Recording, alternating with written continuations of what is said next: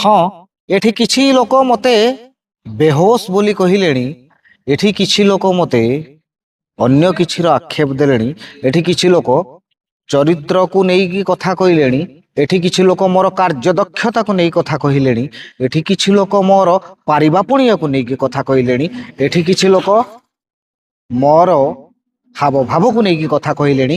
ଏଠି କିଛି ଲୋକ ସମ୍ପୂର୍ଣ୍ଣ ଭାବେ ମୁଁ କଣ ବୋଲି ସେଇଟା ବିଶ୍ଳେଷଣ କଲେଣି।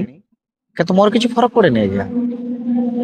ମୁଁ କଣ, ମୁଁ କେମିତି, ଯେଉଁଦିନ ମୋ ନିଜ ନଜରରେ ମୁଁ ଖସିଯିବି ବା ଯେଉଁଦିନ ମୁଁ ବିଶ୍ଳେଷଣ କରିବା ବନ୍ଦ କରିଦେବି ମୋ ବାବଦରେ, ସେଇଦିନ ହୁଏତ ଏ ଦୁନିଆରୁ ମୁଁ ହାରିଯିବି। କିନ୍ତୁ ଅନ୍ୟର କଥା ଶୁଣି ମୁଁ ମୋ ନିଜକୁ କେବେ ବି ବଦଳେଇବି ନାହିଁ। ଅନ୍ୟର କଥା ଶୁଣି ମୁଁ ମୋ ନିଜର ଚାଲିଚଳନକୁ ବଦଳେଇବି ନାହିଁ।